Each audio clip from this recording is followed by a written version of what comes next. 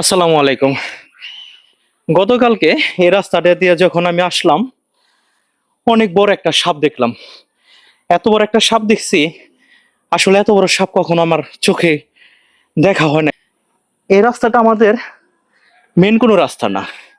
এই রাস্তাটা আপনার শাখা প্রশাখা একটা রাস্তা। যেমন এইদিকে ক্যামেরাটা ওদিকে ধরাও, যেমন এদিকে যে বাড়িঘরগুলো আছে, এই বাড়িঘরে যাওয়ার জন্য এই রাস্তাটা, কারণ প্রতিটা বাড়িতেই এরকম কিছু শাখা প্রশাখা রাস্তা থাকে। মেন রাস্তা থেকে, যেমন মেন রাস্তা এটা এটা একটু দেখাও, মেন রাস্তাটা একটু দেখাও। এটা যেমন মেন রাস্তা, এই মেন রাস্তা থেকে এই আশেপাশে যারা আছে, বাড়িতে যারা আছে, তারা শর্টকাট যাওয়ার জন্য এই রাস্তাটা ইউজ করে। এখন কথা হয়েছে হলো, যেহেতু এখান দিয়ে মানুষ যাতায়াত করে, আর এখন বিশেষ করে গরমের সময়, এই গরমের সময় কিন্তু সাপ বা পোকামাকড় আপনার সব সময় থাকে।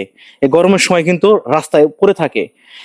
তাই আমরা যেমন আমাদের নিজ উদ্যোগে, আমাদের নিজের দায়িত্বে যেমন এই রাস্তাটা আমরা পরিষ্কার করতে এসেছি, এই জঙ্গলগুলো আমরা, যে জঙ্গলগুলো আমরা পরিষ্কার করতে এসেছি, ঠিক তেমন আপনাদের যাদের শাখা প্রশাখা রাস্তা আছে, তারাও আপনারা এইভাবে এই গরমের সময় এটা পরিষ্কার রাখার চেষ্টা করুন। কারণ দেখুন, বিপদ বলে আসে না, যে কোনো মুহূর্তে একটা পোকামাকড়ে বা একটা সাপ যদি একটা সবল দেয়, সেই ক্ষেত্রে কিন্তু অনেকটাই কিন্তু ভুগতে হবে। বিশেষ করে যাদের ছোট বাচ্চা আছে, ছেলে মেয়ে আছে, তারাও কিন্তু শাখা প্রশাখা রাস্তা দিয়ে কিন্তু খেলাধুলা করে। যেমন আমাদের যে বাচ্চা টাচ্চা যারা আছে, যে ছেলে মেয়ে যারা আছে, তারাও কিন্তু এই রাস্তাটা দিয়ে কিন্তু যাতায়াত করে বা খেলাধুলা করে। তাই সবার কাছে অনুরোধ করব যে আপনারা সবাই আপনাদের যাদের শাখা প্রশাখা যে রাস্তাগুলো আছে, এই গরমের সময় জঙ্গলগুলো পরিষ্কার রাখুন। আমাদের এই ভিডিওটি ধারণ করার মূল উদ্দেশ্য হচ্ছে, এই গরমের সময় যে রাস্তাঘাটে যে পোকামাকড় বা সাপ, এগুলা কিন্তু অবশ্যই থাকে।